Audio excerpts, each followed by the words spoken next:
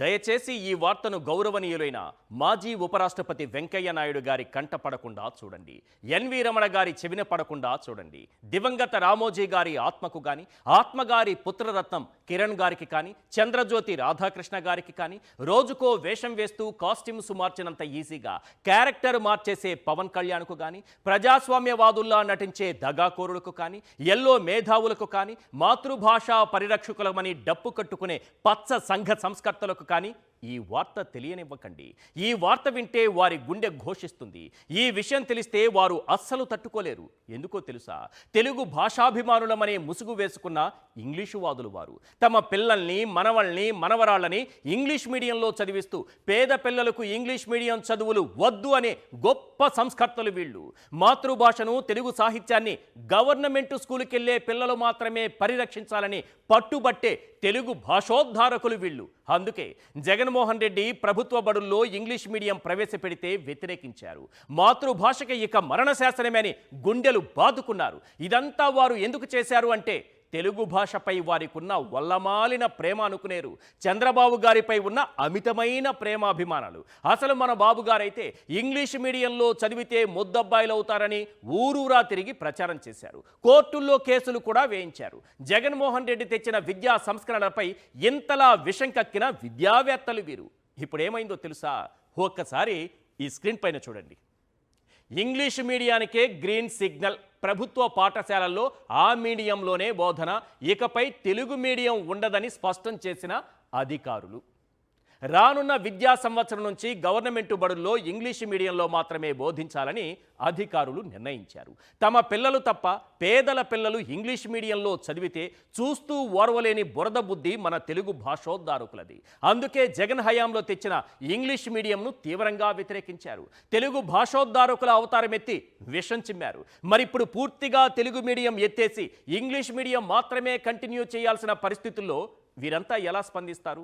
CM Chandrababu, DCM Pawan Kalyan ఎలా cover చేస్తారు? నిర్ణయాధికారం అధికారులదే అని సైలెంట్గా ఉండిపోతారా? విద్యారంగంలో విప్లవాత్మక సంస్కరణలు తీసుకొచ్చిన ఘనత వైఎస్ జగన్దే. 2019లో అధికారంలోకి వచ్చిన వెంటనే నాడు నేడు పేరుతో ప్రభుత్వ స్కూళ్లను ప్రైవేటు స్కూళ్లకు దీటుగా మార్చి చూపించారు. పిల్లలకిచ్చే బుక్స్, బ్యాగ్స్, షూస్ నుంచి స్కూల్లో ఫర్నిచర్, డిజిటల్ బోర్డులు, స్మార్ట్ టీవీలు, ఇంటరాక్టివ్ ఫ్లాట్ ప్యానెళ్లు, ట్యాబ్ల వరకు మొత్తం ప్రభుత్వ పాఠశాల వ్యవస్థనే సమూలంగా మార్చేశారు. అప్పు చేసైనా తమ బిడ్డలను ప్రైవేట్ స్కూల్లో ఇంగ్లీష్ మీడియంలో చదివించాలని ఆరాటపడే తల్లిదండ్రులకు భరోసా ఇస్తూ ప్రభుత్వ బడుల్లో ఇంగ్లీష్ మీడియం ప్రారంభించారు. దేశంలో పేదరికం పోవాలంటే అది నాణ్యమైన విద్యతోనే సాధ్యమని నమ్మారు. పిల్లలకు మనం ఇచ్చే ఆస్తి ఏదైనా ఉంది అంటే అది చదువొక్కటే అని బలంగా విశ్వసించారు. పిల్లలు అంతర్జాతీయ అవకాశాలను అందుకోవాలంటే అది ఇంగ్లీషు చదువులతోనే సాధ్యమవుతుందని బలంగా నమ్మి దాన్ని ఆచరణలో పెట్టి చూపించిన ఏకైక సీఎం జగన్మోహన్ రెడ్డి ఒక్కరే. అందుకు అనుగుణంగానే ఆయన 2020-21లో 1 నుంచి 6వ తరగతి వరకు ఇంగ్లీష్ మీడియం సిలబస్ను అందుబాటులోకి తెచ్చారు. ఏటా ఒక్కో తరగతి చొప్పున పెంచుకుంటూ 2024-25 నాటికి 10th కూడా ఇంగ్లీష్ మీడియంలోకి మార్చేలా చర్యలు తీసుకున్నారు. దేశంలోనే తొలిసారిగా విద్యార్థులకు బైలింగ్వల్ పాఠ్య పుస్తకాలు, ప్రాథమిక పాఠశాల విద్యార్థులకు పిక్టోరియల్ డిక్షనరీ, ఉన్నత తరగతులకు ఆక్స్ఫర్డ్ డిక్షనరీని అందించి పేద విద్యార్థులను ప్రోత్సహించారు. టోఫెల్ నుంచి ఐబీ దాకా అత్యున్నత స్థాయి విద్యను అందించారు. ఇంగ్లీష్ మీడియం ఉన్నా తెలుగు సబ్జెక్టు అలాగనే ఉంచారు.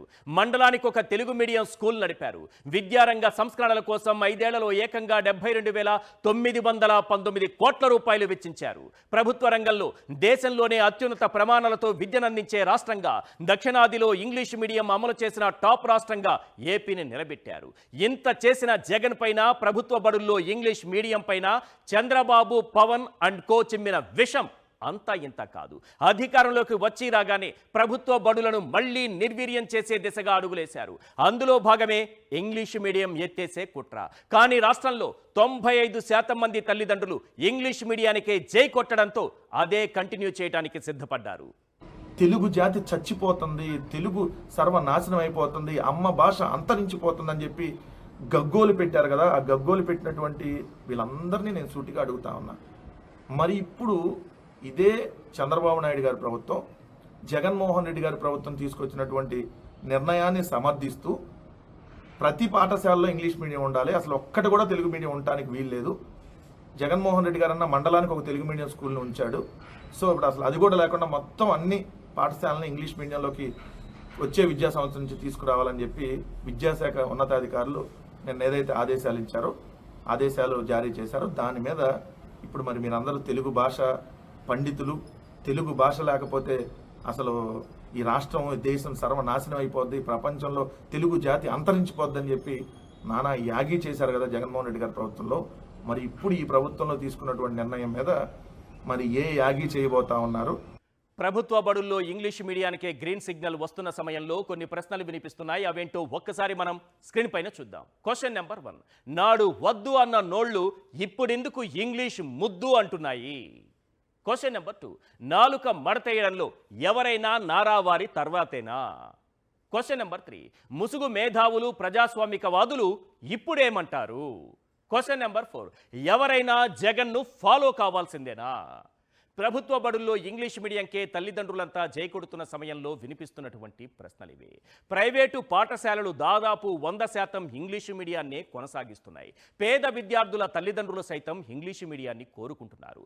ప్రభుత్వ పాఠశాలల్లో కూడా ఇంగ్లీషు మాధ్యమాన్ని కొనసాగించాలని అధికారులు ఓ నిర్ణయానికి వచ్చారు. అదేంటి, జగన్మోహన్ రెడ్డి ప్రవేశపెట్టిన ఇంగ్లీష్ మీడియం ఉంచాలా వద్దా అన్న నిర్ణయం తీసుకోవాల్సింది చంద్రబాబు లేదంటే లోకేష్ కదా అని మీరు ప్రశ్నించవచ్చు. 95% మంది పేద విద్యార్థుల తల్లిదండ్రులు ఇంగ్లీష్ మీడియంకే జై కొడుతున్నారు సార్. అది కాదని దాన్ని రద్దు చేసే ప్రయత్నం చేస్తే ఎంతటి తీవ్ర వ్యతిరేకత వస్తుందో బాబు గారికి, లోకేష్ బాబు గారికి బాగా తెలుసు.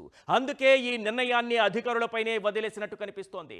అయితే ఇక్కడ ప్రజలంతా గమనించాల్సిన విషయం ఒకటి ఉంది. ప్రభుత్వ బడుల్లో ఇంగ్లీష్ మీడియం వద్దు, ఇంగ్లీష్ మీడియంలో చదువుకుంటే మీ పిల్లలు ముద్దబ్బాయిలుగా తయారవుతారు, అసలు విద్య ప్రభుత్వ బాధ్యతే కాదు అంటూ చాలా సందర్భాల్లో మాట్లాడిన చంద్రబాబు తన కుమారుణ్ణి ఏ మీడియంలో చదివించారు, తన మనవణ్ణి ఏ మీడియంలో చదివిస్తున్నారు? ఇంగ్లీష్ మీడియంపై విషం కక్కిన రామోజీ ఆత్మ నడిపేటటువంటి స్కూల్లో ఏ మీడియం బోధిస్తున్నారు? తెలుగు వీరా లేవరా అన్నట్టుగా కవరింగ్ ఇచ్చిన పవన్ కళ్యాణ్ తన పిల్లల్ని ఏ మీడియంలో చదివిస్తున్నారు? ఇదంతా ఎందుకు? చంద్రబాబు పదే పదే ఐటీని పరిచయం చేసింది నేనే, ఏఐకు ఆద్యుణ్ణి నేనే అంటూ డప్పు కొడతారు కదా. అందులో ప్రావీణ్యం సాధించాలంటే ఏ మీడియంలో చదవాలి?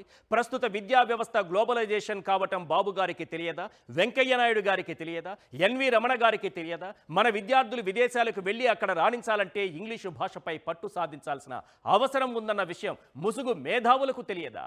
అయినా ఇంగ్లీష్ మీడియం మా పిల్లలకే, పేద బిడ్డలకు ఎందుకు అని పదే పదే విషం ఎందుకు కక్కుతారో తెలుసా? అందరూ చదివి గొప్పోళ్ళైపోతే వాళ్ళ ఇంట్లో పని చేయడానికి పాలేరులు దొరకరేమోనని భయం. అంతేకాని తెలుగు భాషపై లవ్వు కాదు, గివ్వు కాదు. అంత ప్రేముంటే మీ పిల్లల్ని చదివించుకోండి సార్. పేదోళ్లపై వాళ్ళ పిల్లలపై పడి ఏడస్తారెందుకు? ఇక ఇదే సందర్భంలో మన అయ్యవార్ల గురించి మాట్లాడుకోవాలి. జగన్మోహన్ రెడ్డి హయాంలో విద్యా వ్యవస్థలో తెచ్చిన సంస్కరణల గురించి గురువు స్థానంలో ఉన్న వాళ్ళకే బాగా తెలుసు. అయినా అదంతా మాకెందుకు? ఇలాంటి సంస్కరణల పేరుతో మాపై ప్రెజర్ పెరిగిపోతోంది. మా రియల్ ఎస్టేట్ వ్యాపారాలకు, చిట్టి వ్యాపారాలకు ఇబ్బంది కలుగుతోందని కొందరు అయ్యవార్లు, మళ్ళీ చెబుతున్నా అందరూ కాదు, కొందరు అయ్యవార్లు బాధపడ్డారే తప్ప నాటి ప్రభుత్వానికి ఎన్నడూ మద్దతుగా నిలవలేదు. నాడు అటెండెన్స్ కోసం ఫేషియల్ యాప్ పెడితే రోడ్లపైకొచ్చి ధర్నాలు చేసిన అయ్యవార్లను కూడా చూశాం. ఆ విధానాన్ని తొలగించాలంటూ డిమాండ్లు చేశారు. మరి ఇప్పుడేమైంది? కూటమి ప్రభుత్వం కొత్తగా లీప్ యాప్ తీసుకొచ్చింది. కేవలం అటెండెన్స్ కోసమే కాదు సార్, వేతనాలకు కూడా లింక్ పెట్టేసింది. ప్రతి నెల ఆ లీప్ యాప్ హాజరు నివేదిక ఆధారంగానే జీతాలు ఇవ్వనుంది.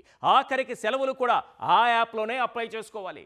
యాప్లో హాజరు నమోదు కాకుంటే ఆ రోజు సెలవుగా పరిగణిస్తారు, జీతంలో కోత పెడతారు. ప్రస్తుతానికి ఈ విధానం విద్యా డైరెక్టర్ కార్యాలయ సిబ్బంది వరకే పరిమితం చేశారు. త్వరలో ఉపాధ్యాయులకు కూడా వర్తింపజేస్తారు. అయ్యవార్లు, ఓ అయ్యవార్లు, ఇప్పుడు చేయండి రోడ్లపైకొచ్చి ధర్నాలు. కూటమి ప్రభుత్వం బెత్తంతో 4 దెబ్బలేసి, గోడ కుర్చీ వేయించి, అవసరమైతే 10 గుంజీలు తీయించి, ఇంకెప్పుడు ధర్నాలు చేయమని ఇంపోజిషన్ రాయించి బెంచీపై రోజంతా నిలబెడుతుంది. ఇది మాత్రం గన్ షాట్.